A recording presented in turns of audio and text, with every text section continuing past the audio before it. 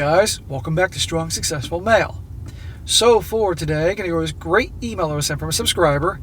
This is a guy, he is 33 years old, and he shares his story about events that began, I guess, when he was around 22 and he met the gal that became his wife. And you're going to see that this guy made a mistake that a lot of guys do by rushing into a marriage, not getting to know her well enough, screening her, all that. And no surprise, the marriage turned out to be the marriage from hell. On multiple fronts, from her using him, berating him, treating him like crap, that type of thing. And I don't want to get into too many details, but you'll see as I go into it. But eventually, like a lot of guys, enough is enough. And he ends up kicking her to the curb, and believe me, he had every right to do it. And now he's doing great, and believe me, she's not doing great. That'll be a great one to go over here for all you guys out there that are in bad relationships right now. Either just a regular relationship, or in fact you're married and figure you have no way out. Yes, you do. You do have a way out, you can get through it, and you'll be all the happier. Because a lot of guys think, I just can't get out. Or I'm going to be hit so bad in the divorce, or issues with the kids. But I've done so many stories with guys that have had married for a long time, kids and all that, and they got divorced from a very awful situation. And even though they went through hell, they were so much happier once they did it, and things are great for them. And so as a story to all you guys out there that either, if you're going through something bad right now, you can hear from this guy's experience, or maybe one day down the road, you're in a similar situation or a friend of yours is in a situation, you can use this to help motivate yourself or them. So kick back. This is a longer one, but I think you definitely will enjoy this. He says, "Hey, SSM, I've been hanging on to this one for about a year and a half now. I want to see how things played out in the immediate aftermath of everything that I'm about to describe, so you and your readers would have hopefully a satisfying one-and-done kind of story." Yeah, well, I have found when it comes to people, there's always something new coming around. That's why often these stories end up having sequels. I, Eli, that's my code name, was very much blue-pilled on women because of growing up with significantly older parents who came from the baby boomer generation. My dad was an actual cowboy, like out of the movies. My earliest memories of him are him butchering deer, hunting, fishing, and riding horses. He had a very old-fashioned view of women in the overly charitable way that put them on a pedestal. Well, clearly it worked out okay for your dad, I hope, but that's just not how it is today. But your dad, instantly, he does sound like a cowboy. Old, stereotypical cowboy.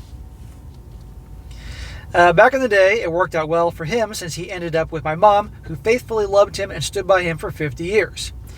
He was what you might call, with an eye roll nowadays, call a Southern gentleman. Of course, you and I both know that that archetype does not work anymore. However, Dad still taught me to be a man. I had my first hunting experience when I was 10 years old, and he made me clean it myself to teach me the gravity of life and death. Yeah, that'll definitely do it. This kind of teaching made me more resilient than I had realized, and that resilience surfaced much later in my life as I matured. So I think things worked out for your dad because, yeah, he was, as you described, a Southern gentleman, but obviously he was a tough guy and a badass. So he could be the gentleman type, but obviously your mom and probably other women knew, don't cross this guy. As a result, I was raised with the open the door for ladies and never curse in front of them kind of mentality, which, to be fair, I still think is valid. Well, I curse in front of everybody. But I'm done putting them on a pedestal, and all of the slaps you're about to distribute are 100% deserved, with a caveat that they are for past me and not current me, at least not yet. Yes, whenever I'm smacking the crap out of guys for being bonehead, usually it's because these guys, it's what they did in the past, and they're well aware of this, you know. Plus, once I start smacking people, it's not like I could ever stop. Growing up, I was an all-around good kid. I had a very kind and caring spirit that others took advantage of. I would describe younger me as very Don Quixote kind of character. Noble, but severely misguided and naive on the truths of the world, especially women. I had a number of girls that liked me throughout my youth, but was always oblivious to notice while focusing on the ones that weren't worth my time or energy. Bro, that was my childhood. I told you guys many times I used to be the classic nice guy. Classic nice guy, blue-pilled, simp, whatever you want to call it, you know? And the only time I would have real luck with women is when I got so fed up of being taken advantage of, I would do a 180 and be an a-hole for a while, and that worked wonders. But that wasn't really who I was, and then I would go back to my old ways. It wasn't only until I found the happy medium that, that worked out. But yeah, I'd focus my energy on gals that weren't good for me, weren't into me, and I was totally oblivious to the gals that were good looking, I might add, that did like me. Looking back, I can't help but shake my head at the number of missed opportunities, but like to imagine things work out for the best in the end. I met Anna during my time at university. We came from a very similar religious background, and in that community, there is a very strong emphasis on marrying within the community. It is a very traditional, tight-knit, and legalistic denomination associated with Christianity. At the time, I was freshly out of a long-term and long-distance relationship that I chose to end because I was tired of gambling on my future that I couldn't be sure of. I was about 22 at the time. For reference, I'm 33 now, and Anne and I clicked as we were in multiple classes together. Yeah, he has clicked in air quotes here. After graduating, she left her then boyfriend, but for reasons that should have been a strong lesson for me. Her ex was a very emotionally turbulent kind of guy, despite being a good bit older than her, and had a lot of issues with insecurity and expressing himself. She, coming from Eastern Europe, had a cultural background that tolerated little weakness in men and smelled blood in the water. This turned her off almost entirely to him, and so she left him. I've been saying this more times than I can count, that one of the most common themes of these stories I go over, guys, is that when these guys get in all sorts of trouble with their women, not that their women aren't a-holes, but also the guys are acting weak in some way or another. And I'm not just talking about perceived weakness from their wives or girlfriends. I'm talking actually like acting like a bitch. You can't do that, guys. You got to stand up for yourself. You got to check her when you're being disrespected. You got to check the shit test. You can't put them on a pedestal. You got to put yourself first. And when guys don't do these things because of how they've been raised or what they've observed in television or whatever it is, it doesn't go well for them. At the time being into her, I was relieved that she was suddenly available. Now, through this quick dismissal, should have been a warning to me, and that she wouldn't handle anything well that she perceived as an unattractive trait. Very long story short, we spent about 3 years dating before her family decided they were going to move across the country. For them, there was no option for her to move in prior to marriage because of their religious background. So like an idiot, I got smooth brain and did the kind of math that makes a man decide that marrying is the right idea. I did the traditional thing and married at 25 years old. Smack! And by the way, he smacked himself in parentheses. How do you know her parents didn't just bullshit about that to get you to propose to her? Really? You knew her for 3 years. Not nearly long enough. I'm guessing you probably didn't have a whole lot of money saved up. You probably weren't that far into your career establishing yourself. Now, before anybody says in the comments, and there's always one guy that has to fucking say this, that you got married at 25 and it worked out well. Well, good for you. I'm happy for you. Or your parents or grandparents got married younger than that and it worked out well for them. Well, good for them. I'm happy for that. But generally speaking, especially nowadays, and I say nowadays as in going for the last 20 years or so, getting married really young in this environment without a whole lot, not knowing each other too well, without a lot of money saved up in the bank or investments, without establishing yourself, it's not a good idea. And you're going to see I'm right again. At the time, I received nothing but affirmation from both my religious and non-religious family, as she was pretty well liked and showed good traits like caring for my parents and caring for us. She got along well with my friends as well as even the guys I knew, all in relationships themselves. They gave me the green light along with their girlfriends and wives. I had zero reason for pause or anyone like SSM in my life to tell me to pump the brakes. So she put on a good show. Everybody liked her. Everybody thought she was a good candidate to be a wife, blah, blah, blah. So you can see where this guy was coming from. Fast forward about 2.5 years to 2018, and we are preparing to leave Florida. Yes, I'm a Florida man to this day, along with all the stereotypes that come along with it, minus the substance abuse. Oh, so are you a crazy, stupid-ass driver like in Florida?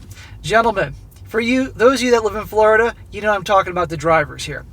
I got to tell you, I've been here for 7.5 months, and I've lived in a lot of places in my life, guys, and I've traveled to a lot of places. Hands down, Florida has the stupidest fucking drivers I have ever seen. No joke. There's a reason my auto insurance doubled for one vehicle when I moved down here. I couldn't believe I'm on the phone with the insurance company. I said, well, hang on, what's my cost? and it was double from Massachusetts. And in Massachusetts, the drivers are known as assholes, as they call them massholes. But at least you expect that in Massachusetts. Dumb fucking drivers down here. Reckless as can be. Oh my God. But anyhow, I had to vent because driving here, I encountered another dumbass driver. So you want to come to Florida, guys, be prepared. Your auto insurance is probably going to double from where you live. And watch out for the stupid-ass drivers. Okay, there you go. A little warning about Florida. Anyway, I'm big on the idea of getting out of the city and living off the grid, and her family had the same background. They invited us to shack up on some land that they owned in the northwest that is sparsely populated and very conservative, aka my kind of place. Northwest, huh? Where could that be? In the midst of packing, she got a notice that she was accepted into a post-grad school for a line of work as a medical professional, which is fairly prestigious and well-paying. This led to us moving into a mountain state on the East Coast, about 10 hours from home. You do the math and you'll be close. Naturally, being of the mindset that we're in this thing together, I was overjoyed at the doors opening that would lead us to making a decent income as a household. I left my family and current job behind to pursue success for her and what I thought would be, by proxy, success for us. Boy, was I wrong. And he's about to learn. Guys, you don't follow her to help her career. She follows you. And this sounds, to some may say that is sexist and blah, blah, blah, and the world's changed. No, it hasn't. Whenever a guy follows her to where she wants to go, comes to her on her terms, or moves for her career, or anything like that, and she's the big money maker, it doesn't, in varying degrees, does not end well for the guy. And you all know, because either you've experienced this, your friends or family experienced this, or you've heard this on many, many stories I've covered in the last 4 years on this channel and other channels. Doesn't go well. She needs to follow you. When you're following her like a puppy dog around, regardless, that's going to be perceived as weakness. And remember what he said about her having zero tolerance for weakness or submissive men or something like that? And now she's going to be making more money than him. Bad place to be. Those first few months in 2019 were a struggle. Trouble in paradise. We were in a new place with little support and little in the way of resources. We burned through savings as I tried to set down roots and provide for us while she went through school. Her parents ever so graciously gifted us a substantial sum of money, which they then demanded back 3 months later once her student loans came in so they could fund their own financial mismanagement. They were going to give you a bunch of money, and you're thinking, okay, we're good while she goes to school, and they take it back. Gee, they're assholes. I guess you're starting to see their true colors. And by the way, he said financial mismanagement. If her parents are bad with money, it's a good bet she's probably bad with money. My mom, now supporting my elderly father suffering with Parkinson's disease on their retirement income and the VA money, was so unselfish that she would sneak money into my account and try and help. God, your mom's taking care of your dad with Parkinson's, and by the way, I'm sorry about your dad, bro. And still she's trying to squirrel away money to help you. Meanwhile, your ex's family, bunch of douchebags. He says, my mom is still alive now, and my siblings and I have made sure that she never wants for anything. Good, you're a good son. I did everything from driving around on the highway with those orange flags in front of the trucks that say wide load to construction when I have done nothing of the sort before just to put food on the table. I remember celebrating when my first real paycheck came through and we could afford a new microwave. Bro, you were doing what you had to do. Do you think your now ex would be sacrificing for you? No. I lived out of a trailer in someone else's yard out of state for 3 months while working to support this new chapter in our lives. Finally, I got a breakthrough when I interviewed for an administrative role in healthcare, as this was my occupational background up to that point. It was a substantial pay increase from everything I had prior to then, and I quickly received multiple promotions and praise from my bosses, which had lots of turnover at the managerial level, to the point where I was the youngest and one of the longest lasting members of my team that survived the Rana furloughs that blazed through our department. My family was very proud of me, proud of this accomplishment, and I felt like I was moving up in the world along with my then wife. But her perspective was very different. Well, bro, that's great for you. Shows that you're willing to work your tail off, do jobs that are crap that you don't want to do to get by until you finally get where you want to be. And then it shows you're competent and dedicated and you'll move up the ranks. Wonderful. Unfortunately, this is not enough for his a-hole wife. As time carried on, I didn't notice depression creeping up on me. Despite my career success, I wasn't happy being away from my home state and my family. Yep, it just wasn't right for you. You moved for her, but it seemed that was the right thing to do. We were on one real income, and as time went on, she became more involved with her schooling and the world of medicine than she was with me. She saw dollar signs and prestige at the end of her schooling, and both were more than I had at the time during multiple promotions and the kind of income that sustained us through her schooling. So I want to point out, this guy is providing for her. Taking shit jobs. He moved for her to go to school in this particular place, taking shit jobs, doing what he has to do to take care of his wife. Now, what do you think happens once she finally graduates and starts making the money? Do you think she takes care of him? Well, we're about to find out. My father was simultaneously and actively falling apart because of Parkinson's, and as my hero, this hit me square in the gut. Every time I'd visit him, he was more frail and vascular. Dementia was setting in, which led to frequent bouts of delusion where he thought he was elsewhere. I would frequently have to help my mom care for him on my visits, which didn't bother me at all, as I dearly loved him, and I had a strong stomach for everything that required of me. You're a good son. When my dad was a couple of years from passing away, the dementia really with my dad. My dad passed away 5 years ago around Memorial Day weekend. I kid you not, 5 years ago. And he was 97 years old. I'm from a different family. My dad was in World War II, and then he got married just like everybody else after they got out of the war. Popped out 5 kids. No, kid you not. His wife turned out to be an a-hole. Finally divorced her. Was single. Eventually met my mom down the road. But anyhow, I had little old me in the late 70s. Anyway, when my dad was in his final years, the dementia really came on quick. And it was hard seeing my dad. My dad often would forget who my mom was, who I was, my sister was. Sometimes he kind of had an idea. And someone who I loved and had so much respect for. So it's tough, and I get that, bro. But we did what we could for my dad, you know? He was an awesome dude. 5 years ago, it went like that. Love you, Dad. Anyway, he says, however, all this led to me developing an inner shadow of grief and loss for not being able to be with my family and living in what was increasingly becoming a loveless marriage. And I want to point out, he hasn't been married that long. My ex increasingly had criticisms for everything that I was and did. I wasn't ambitious enough. I wasn't making enough money. I was too heavy. That one was true. I worked from home, which was just somehow annoying to her. I was too nice to her. I was around too much all the time. Okay, Your Majesty. And what the fuck does she do? What does she bring to the table? She's not bringing any money in. She's probably not cooking and cleaning. She's not taking care of you. She's not being very loving and loyal. What the hell does she have an ego about? Well, I'm sure she's probably pretty attractive, and she's in her late 20s at this point. Fuck her. Where I'd become a frequent drinker before, I was now in full-blown alcoholism. Not good, man. I know that was your coping mechanism, and that's probably all it took for her to find reason to give you shit about everything else. I would drink just enough to stop caring, but not enough to lose control or black out. I hid it from my ex, who, being a woman, knew all about it despite my best efforts. Yeah, I was about to say, there's no way she didn't know, dude. I also had increased another nasty habit of consuming Bob Marley's First Love, and it's not helped by any measure. Naturally, these things drove her crazy, despite her enjoying the same things early on in our marriage. Yeah, the booze and the drugs, dude, not good. It happens to a lot of people, and everything's okay in moderation. I mean, well, let me rephrase that. I'm not a fan of the drugs, obviously, but a lot of people use pot, and that's your business. I simply do not use that. That's not for me.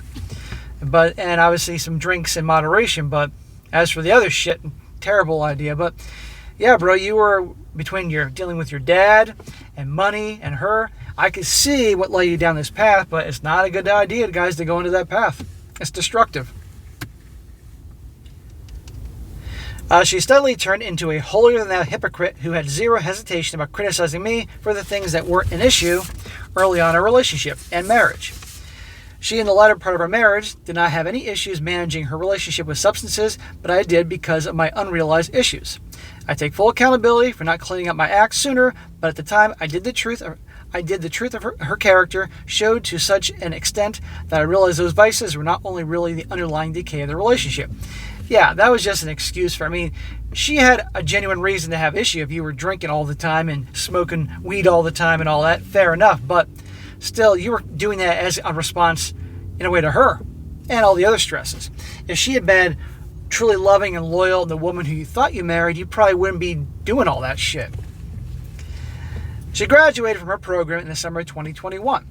Out of the gate, she was making a little under 100 grand a year, as I was at about 70 grand. You might think, hey, 70 isn't bad for only having a bachelor's degree and working your way up the ladder. But she did not have any mercy for the disparity in income. So, household income going from 70 to about 170. In a perfect world, perfect marriage, your life would be on easy street at that point. You know, if you're smart with your money. And this is 2021. But no, she doesn't see it that way. Instantly, you're an inferior serf to her because she makes more money. Her ego quickly ballooned as demand for her skills skyrocketed and her income jumped to more than she had ever seen in her life. She quickly began looking for the finer things in life and paying for solo vacations to see her family in various parts of the country. How about some of them send that money your way because you've been busting your ass for her? Nope, it's all for her. Your money is her money. Her money is her money. Period. Solo vacations, you're a married couple. She's probably going on those vacations to go talk to her family about getting a divorce. Or worse. That was the excuse, and if she was doing something else, she hid it with plenty of pictures of the family and lots of information affirming that she was with them the entire time. She immediately turned this increased ego and newfound prestige on me now that her focus wasn't on school. What was at first, for me, grief and shock at these confrontations, from her slowly turned into rage and a determination to be the one having the last laugh. Bro, you should have ended it with her. I know this plays out, but earlier than when you eventually do end it with her, because she's a piece of garbage. It started with her comparing me to the men she graduated with and worked with at the hospital. Not cool, asshole. She was around a lot of doctors and fellow practitioners, who I guess she assumed would be interested in a 30-plus woman who was at best a fling when they could easily bag younger, more attractive women and a much less abrasive ego. Yeah, newsflash, she's in her 30s now, okay? I'm sure she's still pretty, but not as desirable as a chick in their 20s. But these jackasses don't get that. Just because you make decent money and are moving up in the world, whoopee. A guy would be perfectly happy banging a chick who works the counter at Burger King or McDonald's. She's pretty and feminine and all that versus some 30s gal who makes good money with a giant fucking ego. She beat me over the head verbally with bad language about my looks, my career, my ambitions, my vices, and everything else under the sun, despite those same characteristics being what she married and what got her through school. Because obviously she was using you. Because obviously she met you, same community, religion, culture, and thought it'd be easy. You'd take care of her, and the second she's done being school, she doesn't need you anymore, and she's treating you like shit. She's a selfish a-hole. At the time, I was sure that I was the villain, so I began to dwell on my failures, and actually didn't do any favors my mental wellness. So guys, when people are so broken down, who already have bad self-esteem to begin with, who are typically nice guys, as this guy is here, you hear enough abuse, you start thinking that there is something wrong with you. Now, you obviously made mistakes, but you weren't this awful human being she made you out to be. If anybody's an awful human being, it's her. Then came February 2022. I'll never forget 2/2 of 2022 for as long as I live. She came home from a mutual friend's house where, unbeknownst to me, she had received counsel that affirmed that she was no longer in love with me. I don't think she was ever in love with you, dude. Sorry, but it's the fucking truth. Out of the blue that evening, she sat me down on the couch and told me that over time, she loved me less and less until she realized she didn't love me anymore. Naturally, this was the straw that broke the camel's back. I broke the cardinal rule of never letting your wife see you weak, but this was more than I could handle at the exact moment. Never let him see you cry, guys, but sometimes guys just break down. I broke down and demanded she go back to stay at her friend's house so I didn't have to see her there. Well, good for you. If I'm not so great, bitch, get out. That was a bad night. Determined to rescue my marriage, I threw out everything that was associated with my vices and took pictures to prove my determination to correct my failures. I immediately started going to the gym again, regularly taking pictures as evidence, good steps, but for the wrong reasons. I went cold turkey and prioritized my health, but only because I was trying to save us. Well, bro, I'm all for you doing things to get yourself back in shape, get rid of the alcohol and the drugs, all that. Good. But do it for you. Don't do it to try to win back this a-hole woman, wife of yours. She's terrible. And when guys are trying to prove themselves, it just makes women have even less respect for them. At that moment, you should have been like, okay, see ya. And by the way, she's making more money than you. So I think, and given the fact that you supported her all through the medical school or whatever the hell she was going to school for and paid for everything, and now she's making more than you, some attorneys might think you'd be owed something. But anyway, guys, I'm going to wrap up this part 1 here and continue part 2 a little bit later on. And you're going to see where things go and how this guy ends up having the last laugh. I think you definitely will appreciate that. See you then.